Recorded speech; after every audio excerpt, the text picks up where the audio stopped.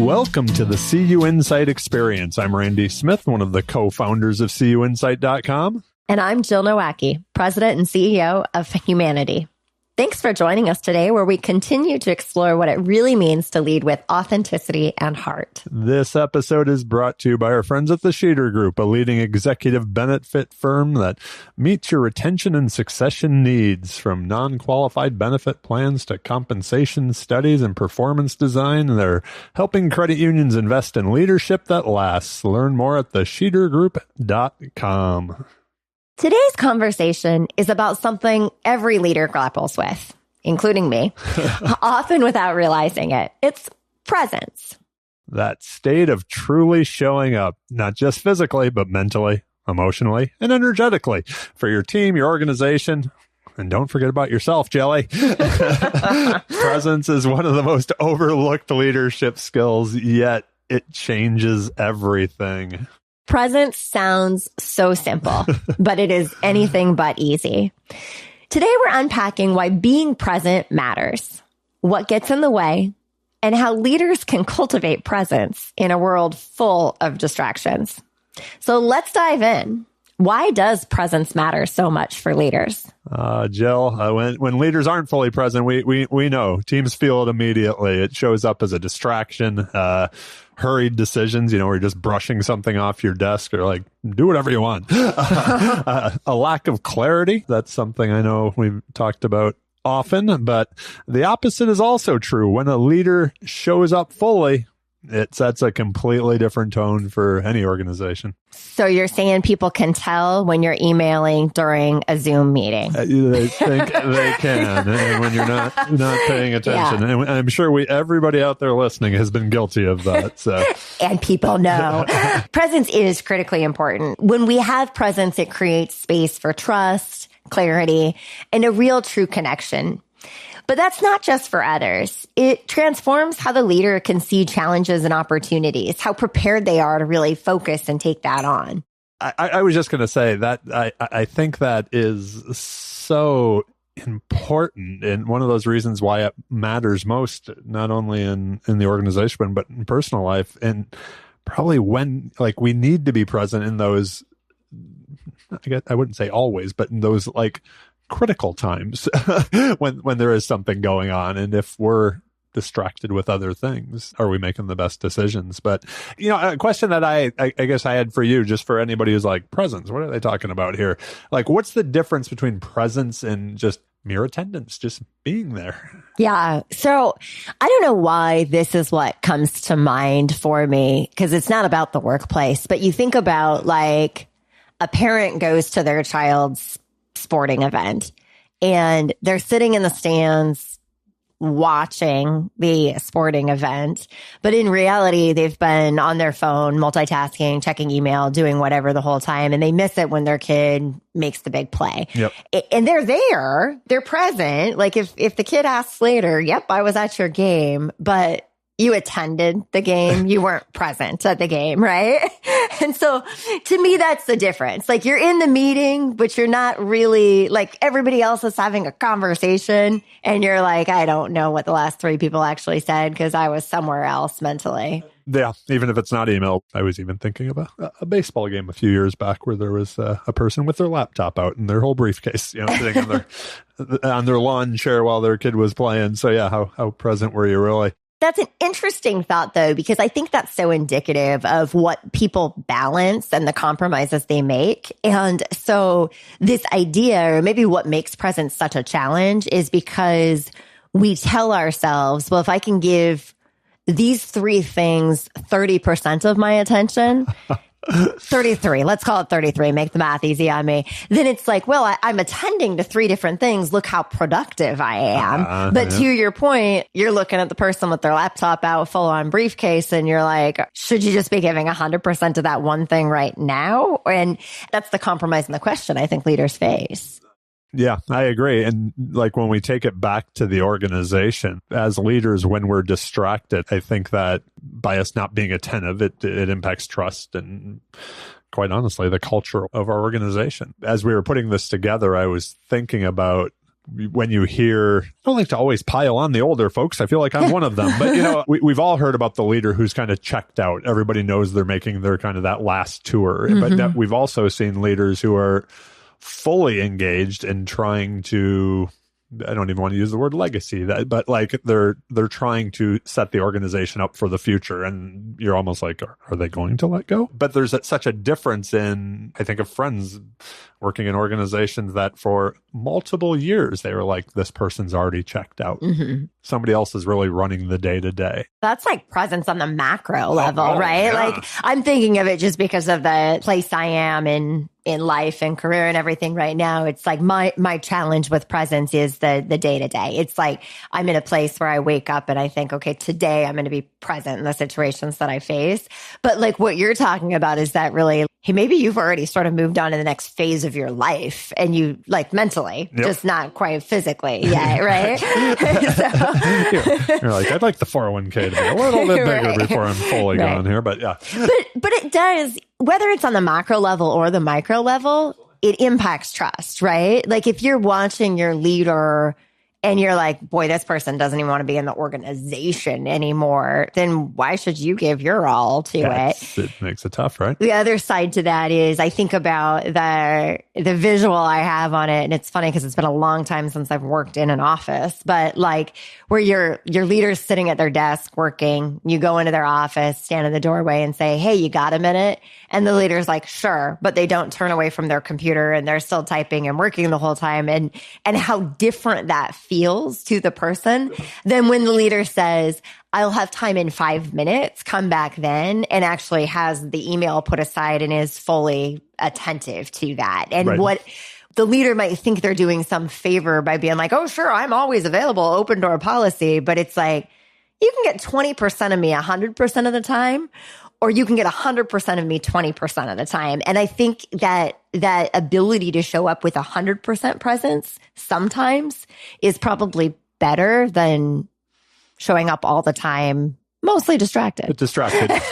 And I think you see that when the leader is distracted, that flows through to the teams, where then that's kind of the given that, oh, okay, if somebody wants to talk to me, then it's okay if we're doing emails at the same time, or maybe it's in a meeting or it's like, oh, well, if the leader's like pulling out their phone and checking emails or has their tablet up in front of them, then do the other team members do that as well. And this is a really interesting thing in culture. And I had an early lesson on this in my career. I'd worked at one organization and the multitasking during a meeting was almost worn like a badge of honor. Like, I'm so busy, I can't possibly put my BlackBerry down. And yes, I said it was BlackBerry. A BlackBerry. Yeah, showing our age. Because, there's so much going on and I'm so busy and important. Well, I switched organizations then and I was in the next organization I worked with, and I brought that culture of like, oh, you can check your phone, do your work in a meeting, and had a peer level colleague, which I'm all about peer level accountability this day. So like today, I love this. At the time, it was embarrassing,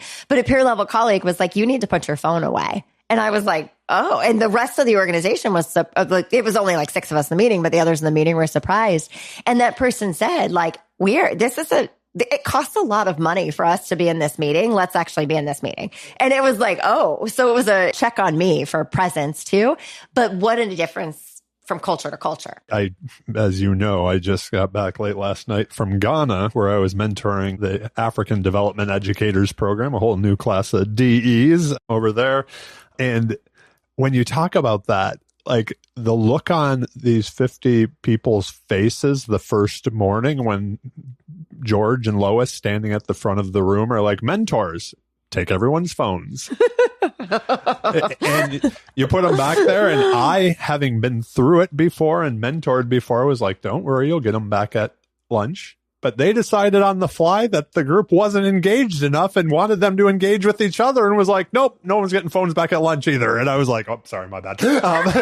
But that idea of creating full engagement, because we are all so used to our phones. And I can tell you that at 5 o'clock when there was a dinner break and everybody got their phones back, there were just people not moving to go to dinner because they were getting their phones, and they would sit there for like 20 minutes till people were like, you have to go. We still have more to do, right? Like, go eat. You can take your phone with you. But yeah, so it is something to think about. And whether that, as leaders, is it when we're in those meetings, is it creating that space where it's like, okay, let's all listen to each other and be present as well. So that DE experience, people talk about how much they get out of it because it is immersive, right? That is how it's defined. And something's not immersive if you're partially checked out because you're doing something else, right? You're not, by definition, you are not immersed. And that goes back to that question of like, how do you recognize those moments where true presence is imperative to actually get the return on what you're looking for? And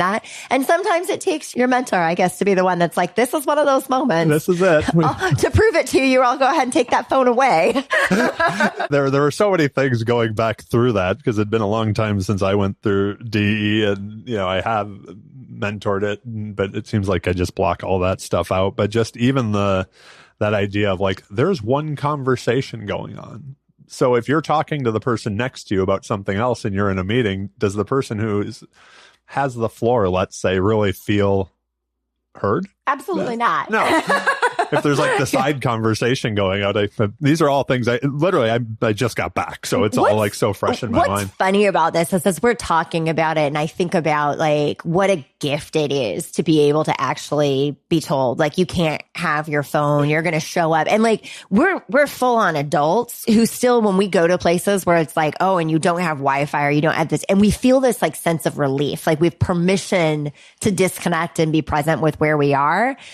But we don't usually do that on our own. Like we need to be forced into it, despite the fact that it feels good when we do show up fully present. Yeah. Or even reminded at times, right? Yeah. Like, and that's, that is something, that's for sure. As we're kind of talking through this first part, there was a thing that I really wanted to make sure that we talked about, but like recognizing those moments where presence is most needed. If somebody comes to you with really with anything, right? If they're taking the time to do it, that to be able to listen and ask those, one of your favorite lines that I've stolen from you, tell me more questions, getting to the whys and really like that listening to understand type of thing. Again, tough to do if you're not present in the moment. You kind of mentioned it earlier, and I know I have a very scattered monkey mind. There's many times where I'm like, I don't know what was just asked of me. I'll just talk. So, where I wasn't fully present. So yeah,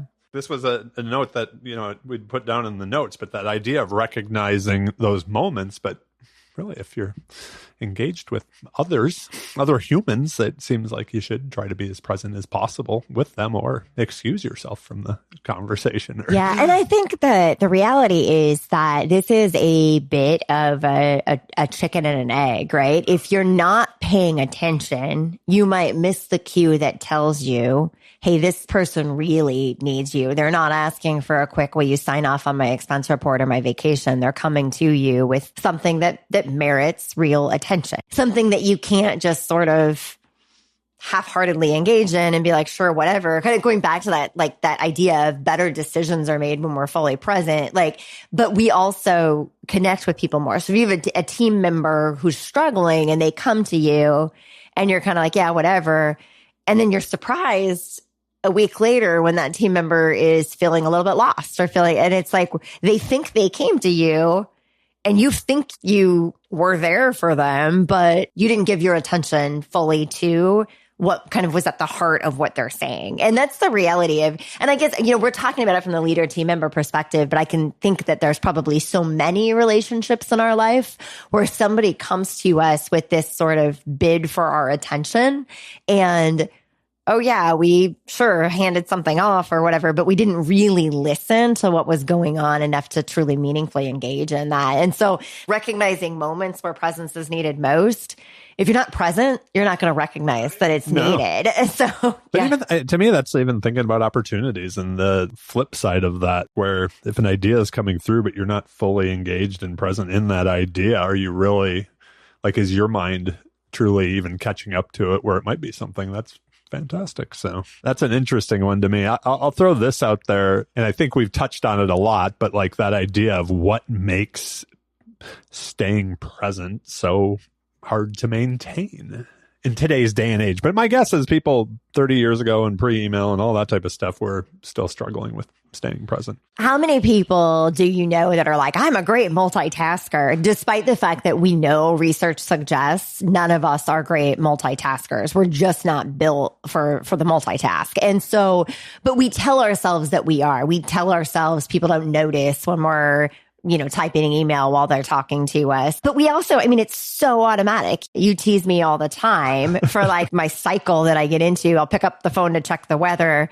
But then next thing you know, I'm on LinkedIn because my cycle is weather, email, LinkedIn, like, and that kind of anything, email, LinkedIn. Yeah. Like whatever I actually pick up my phone for. And then playing Farmville or something. I don't know. I deleted that one. It was too distracting. So, but that's what we intend to show up.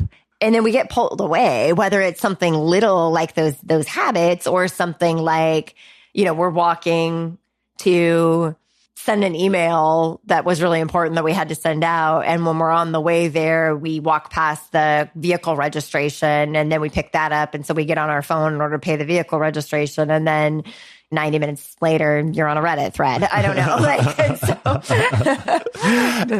That's so true. But it's so funny with so many of these conversations that we've been having this year, this season, they seem to all like weave and tie back together. And even that idea of, this is more your schedule than mine, but I know there's a whole lot of people out there that their schedules look like this, but it's the back-to-back meetings. Like if you're getting off the phone wondering if you're going to have time to go to the bathroom, or getting off the Zoom, I should say, that type of thing, and you're supposed to be on another one, is there even enough space to transition to be fully present on the next one when you're probably still thinking about the last one? That's just, I'm not saying you, I'm saying in general, all of us. Because I know there've been times in my life where I'm still like, that last call, there was something I think I can solve for. Oh, but I'm on a new one right now. I don't want to forget that one. I don't want to merge the two together into more of a singular thought. And yet I want to, like, I need to be in this meeting now. That idea of like creating space to give ourselves that opportunity to be present, be intentional. You know who I think gets this right is therapists. And here's what I like. So even therapists who have like a 1 o'clock session, a 2 o'clock session, a 3 o'clock session,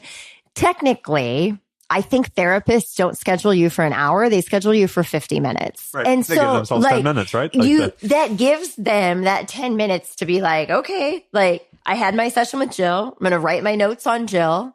And then I'm going to pre-read my session on not that we see the same therapist, but like I'm going to pre-read the notes on Randy's session before I jump in with him. So like 10 minutes, not a ton of time, but I think 10 minutes would be magic for those of us who are going from Zoom to Zoom to Zoom to actually be able to say, okay, like I got done with that meeting. And now I am going to take care of my body because as a human, I do have one. And then be able to like kind of shake it out a little bit and show up for the next one with at least knowledge of what the agenda is, I guess, for that second one.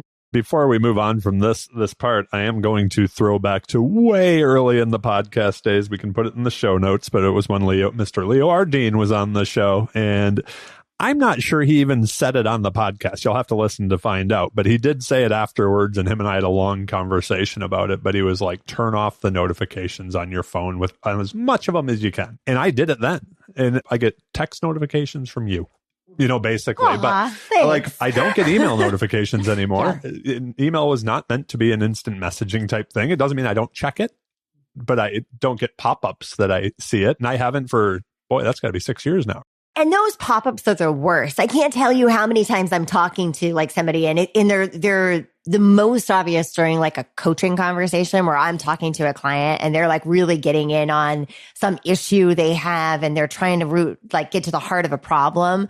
And they'll be in the middle of talking to me just like this. And then there's I'm like, hey, you were up in your feelings there for a minute, but you saw the preview of some email where somebody sent a message or a preview of a Teams chat where somebody sent a message and alerted to something. And that instant distraction that is like, oh, I do have to handle this task takes them away from that deep focus thinking they're having. So yeah, the note, like making sure you're not getting those like, while you're in something, be in it and don't let something else force its way into that. I'm sure we've talked about it on the podcast before because I think it's the most brilliant thing, but I heard this quote or whatever that is email is the only thing that lets somebody else put something on your to-do list. And that concept of, I think, to be present, you have to know what your plan is, and you have to be willing to stick to that plan, even if others are throwing things on your to-do list there. It's funny you say that because, and I've heard you say it before and probably have mentioned on the podcast, but I do think it's just an awesome quote. But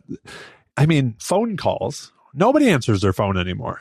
So we've gotten past it there where we don't think that's an immediate response type of a thing. You wouldn't be sitting there in a Zoom meeting or a coaching call or any meeting, like a strategic planning, and your phone rings and you just like take it in front of everybody. Right. Like while somebody else is talking, you wouldn't do that. But with email, we're like, ooh, distraction. For some reason, we think that's instantaneous. The one thing that every single leader out there has a ton of responsibilities, multiple at any given time. And I think that does make it easy for us to kind of operate on autopilot. But to me, it is that courage of pausing, taking a step back and choosing to be fully there in the moments that you're in. And that's a big one to me. That's for sure. But I do think, I think technology we use it for everything. It's made our lives so much easier, but it is a tough one, whether it's at work or at home. I am as guilty as the next of getting stuck and scrolling down and watching a reel and going down a rabbit hole because I want to learn all about who knows what. Pick a topic that Facebook's or Instagram's decided I need to know more about. And I'm like, ooh, yes. Who doesn't want to learn more about watches? And it's interesting because of that, sort of the instantaneous nature of so much of the technology and the constant connectivity that we have.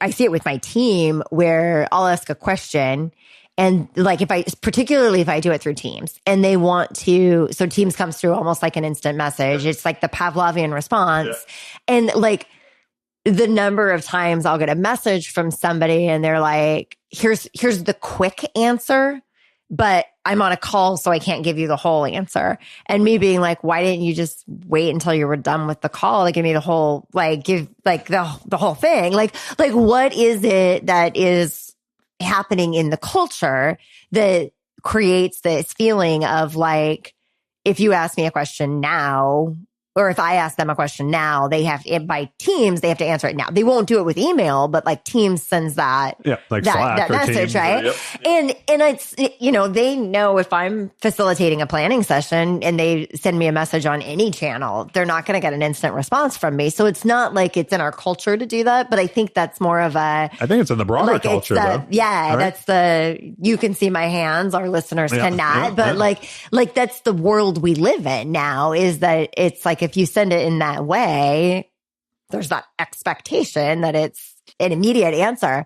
So this idea of, I think we feel like we're being super productive if we're super fast in our responses, but sometimes we're just spinning wheels. Or I talk about it, sometimes it's like playing the game of hot potato. I'm going to throw this to you so it's off my plate, but it's not done. So now I'm going to throw it back to you. And now we've gone back and forth multiple times on something. That's not efficient. Whereas if we just said, okay, we're going to take 10 minutes to truly be present with one another, address this issue and move on, then we might not feel as productive because we're not churning as much, but we're getting a better result. And that's, I think, a place where some people are like, I'm multitasking, so I'm more productive. The reality is being fully present in one task at a time is probably more productive. Oh, I agree. I was being so present there listening to you. I had this brilliant idea that's completely slipped my mind. Oh, no. I think it's coming back, though. I was like, wait, what was I thinking about? So maybe I wasn't being as present as I thought, because I was like, wait, hold on to that. No, but one of the things when you talk about whether it's answering a Teams or a Slack, or if it's even answering that email, something that I made an effort of doing years ago, and you've heard me say it probably since then, and it's something I've said to my team, is that idea that if someone emails after business hours when you're with your family, you're supposed to be present in something else besides work, you may be like, well, I wasn't doing anything, so I'm responding to the email. That sets a precedent where then your time, like you said, email, now suddenly your calendar to that person is open till 10 o'clock at night because you respond to it. And Google has amazing tools. I think all the email programs do now, where even if you had to respond to it, you can schedule it for the next morning. Like, so not setting that precedent where it's sure, yeah, if you send me a message, I will get back with you immediately on that, even if it is 10 o'clock at night or 6 o'clock in the morning. It's like, no, it can wait. And that to me is protecting our time to be present in other things. And I'd say the same way. That's something when you think about it, you and I both work from home. A lot of other people are working remotely at least some days of the week and, things like that. If you're working from home, you have to be present on work during those work hours too. And we've all heard it from spouses and partners where it's like, well, you're there. Make sure you change the laundry over. If I was in the office, I couldn't do that. Then I'm not being present for the team. Yeah. Well, you can go get the kids. If I was in the office, we would find a different solution for this, right? Right. And it takes away from then being present in your career and your job during the day. So I think that's a really, really interesting thing. And I think internally, those things really create challenges that cause internal conflict with individuals. So like if I start my first work project at 7 a.m., let's say, and I send my last work email at 9:30 p.m., I might think that I worked 14 and a half hour day. But if during that time, I also did a load of laundry, dropped my kid off at school, picked my kid up from school, went to a dentist appointment, I still feel like I worked a 14 and a half day because I worked in that 14 and a half hour window. But I probably just gave you 3 hours of things that I did during the course of the regular workday. And certainly I had, dinner and some downtime between when work got out and the last email I sent. But it's not that people are holding that out there as that badge of honor of, ooh, I worked a 14 and a half day. It's people actually feel like they're working that much. The flip side of that too is I think people also feel, oh gosh, I took a break and walked the dog in the middle of the day. Therefore, I didn't give it my all. When like, if you were in an office, you might go out to lunch with a coworker or something in the middle of the day. So you're just, have lunch with a dog instead. And you still feel like you worked a full day, even though you did step away from it. And so I think it just goes back to how important it is to be intentional, because I think people let it get sort of slippery. They've let these boundaries blur so much between work and home that nobody really knows how many hours they're working, but nobody really knows how many hours they're giving to life outside of work anymore either.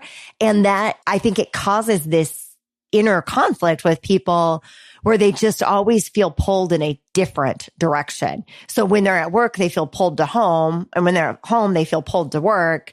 And it creates this just constant, I don't know if distraction is really the word I'm looking for, but it keeps people from being, if not handled with intention, it keeps people from being truly fully present in the task at hand, the opportunity to be there.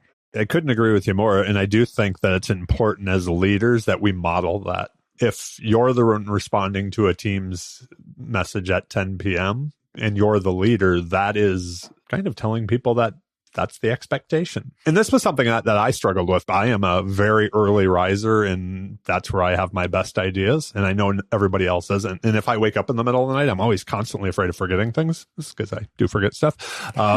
So I would fire off Slack messages and be like, but I tell everybody, you don't have to respond to me. This is just when ideas were flowing in my monkey mind. I'm not asking. I just didn't want to forget it. Well, that's a terrible way of doing it. I could write it down. And then during the hours, because then it's putting it on everybody else that, oh, this is normal. We communicate 24/7. We need to always be on. And a real challenge with that, though, is in this geographically distributed workforce. Yeah. Like the reality is, my 9 a.m. is 6 a.m. for a bunch of my team members. Yeah. So they wake up, they sit down at the desk, and they're immediately flooded with emails and requests from me or Carl or the other East Coast clients we have. Yep. And that's I think part of being present when we talk about this, like if you can start your day, if the first, 15, 30 minutes of your day are you actually being able to say, all right, here's my intention for the day. Here's what I'm going to accomplish. Like, and you take control over your own day and make the decision about where you're going to be present. That's a super valuable practice to have. But if instead the first thing you do is sit down at your email and open up your email, suddenly you have a to-do list that other people have created before you even give a thought to where you really want to show up and what you really want to accomplish. I think in the world we live in, we do have to respect where people are, right? So like, I think about that. If a team member's on the West Coast and they're working their normal hours, but it's after my hours, well, you're probably not going to get a response from me until the next morning. Right. The same way, if I fire off an 8 a.m. email on the East Coast, I have no expectation that somebody in California is going to answer me right then. Like, but my expectation isn't. And I'm not like, wow, it took them a long time because they answered me at 11. No, they just got to the office, right? But I mean, that's setting, I think that's, again, even on the flip side of that, it's setting the expectation that not everything is instantaneous, and it doesn't have to be. Most things are not emergencies. And if they are, we probably would do something else besides send an email. We'd probably like call and, I mean, if like, there'd be like, oh, I haven't heard back from the email, so now I'm going to call, text, do whatever else. Right. So I do think that that's important. I am we're looking at the time. There's so much to talk about on this, but let's talk about the personal reflections on this. Because I do think it's one of the fun parts about this podcast is we try to I think we've been bringing our real life all the way through, but yeah. So, I mean, this is kind of a do as I say, not as I do situation in my life. As much as I know that as the leader, consistently, as the leader, as the coach, as the consultant, consistently modeling that full presence, full engagement to others helps others to do the same. It gives them permission to be fully present in a situation. But I do struggle with it myself. I do still think I'm a good multitasker, regardless of what that research might say, right? Regardless of how many times you've read that research. And so I remain committed to continuing to practice presence and also fully aware that I have not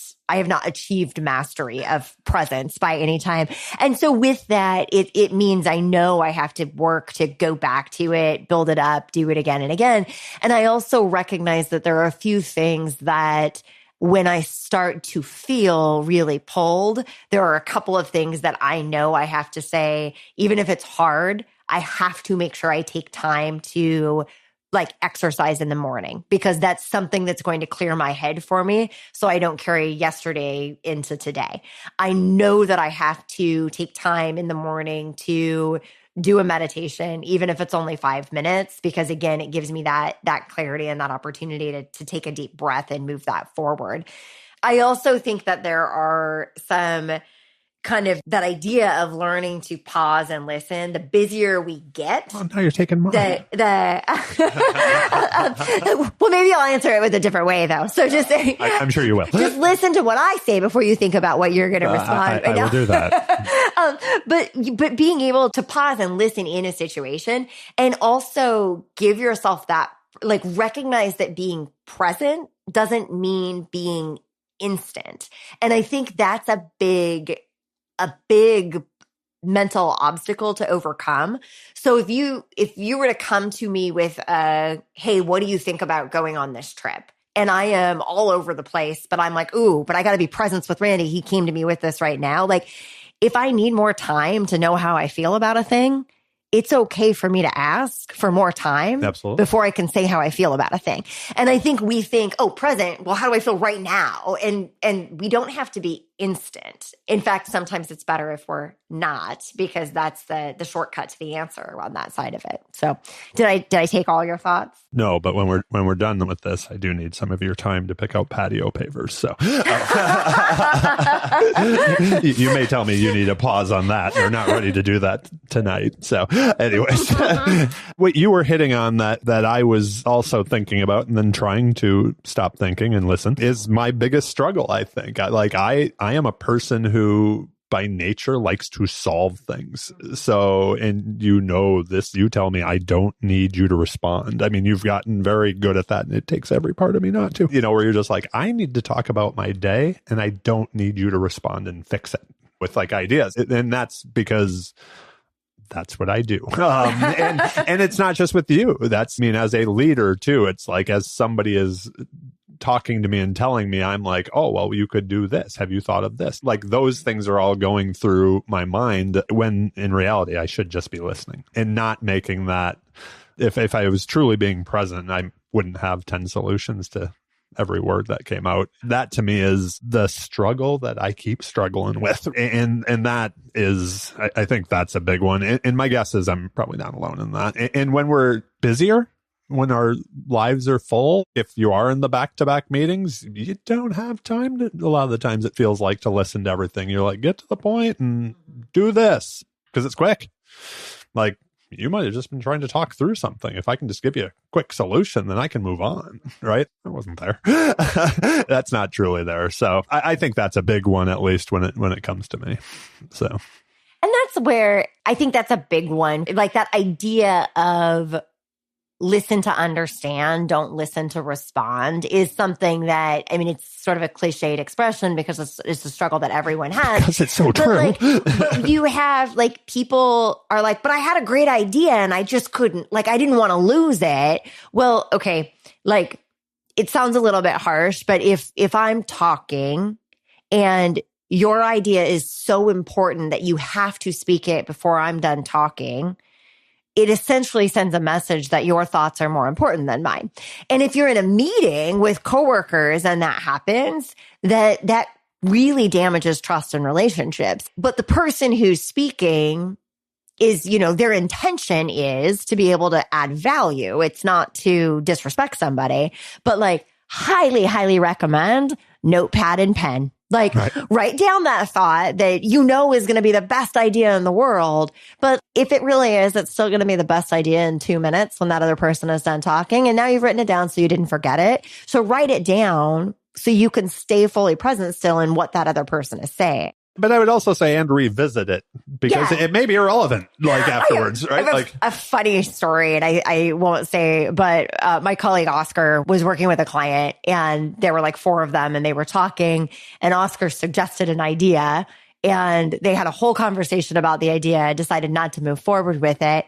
And then as soon as they wrapped the conversation, another person in the room was like, what if we did this? And stated the exact same thing they had just talked about. The rest of the room's like, what? Yeah, and so Oscar said they made a big joke about it, right? Where, oh, hey, great idea. It was just like, it could not have been more obvious that, like, that person wasn't really paying attention, was right? not present, right? So, in that like, moment, yeah. But that's the other kind of, like, revisit it and make sure that it's still relevant after you've actually fully listened to what was said. Yeah. I do think, though, and we've all dealt with, or I hope we've all had the experience where we've dealt with that leader who just does seem present when you're talking to them. And when they do speak afterward, it seems more impactful, right? Because it's completely relevant to what you were talking about. You feel heard. Mm-hmm. I mean, you've heard me say before, I'm not saying with you, but in situations where I'm like, I just don't feel heard. Mm-hmm.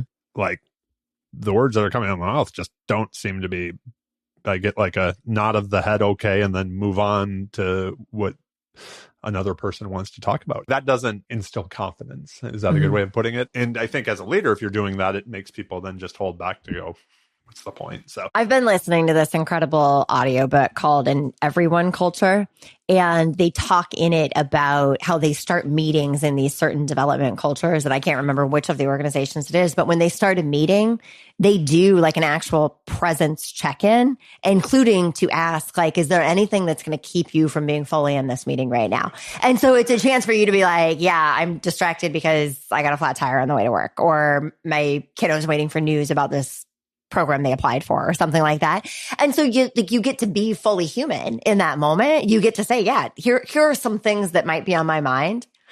Cool. Can we move forward still? Yeah. And you know, sometimes there might be things that are so distracting to someone that, like, today's not the day to have the meeting, right? Like, if your loved one is in the hospital right now, like, let's not try to solve the world's problems today. We can shelve this today, you know, right? And so, but what a chance to let people kind of give their whole humanness some acknowledgement. And then oftentimes just being able to say, just so you know, I've got this on my mind now. Cool. Can we move forward? yeah, ready. Like now I can be fully present in this engagement too. Yeah, I think that's important. As we wrap this up, any final thoughts that I guess you'd want to get out there?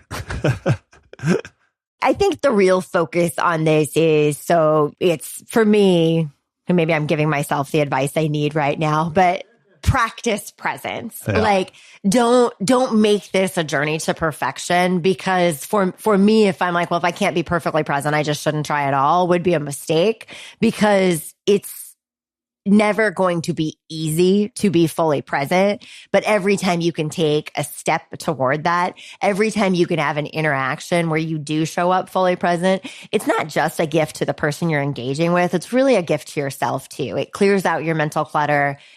It makes you feel more refreshed. It makes me feel more refreshed. And it's just it's a better experience for me too when I'm fully present in a situation. So continue to practice presence.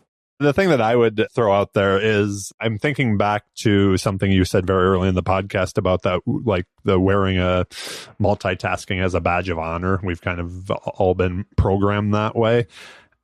On the same regard, we've also been in that place where we were fully present in a project or a just thinking or whatever it was, where we were just like in it, right? Like it's like we call it flow, and we're in that flow and we're not being distracted by anything else because we're just in it. And when you think back to those moments, is that when the greatest impact was made? Absolutely, right? Like you need that space and the time. So my final words would be create that space. Create the space. The more present you are in the things that you're doing with the people that you're around and with, the more impact that we all will have in this beautiful cooperative industry we're working in, and life. So with that, we went longer than I thought we would. I guess we had a lot to talk about on presence. So It's a hot issue for us. it really was. I want to throw out a big thank you again to the Sheeter Group for their continued support of these conversations. Check out the show note for links to them, plus any other resources or things that we talked about and ways to stay in touch with us. And don't forget, I know I say it every episode, but don't forget to hit the subscribe button on your favorite podcast player, Apple, Spotify, Amazon, whichever one you use. We're on them all. I added a new book reference on this one, so we'll have to add that to the book list too. And of course, we'll be back soon. But until then, be well, be attentive, and most of all, be present in those interactions. I love it. Thank you all for listening. We greatly appreciate each and every one of you. We will hopefully see you soon and talk to you soon.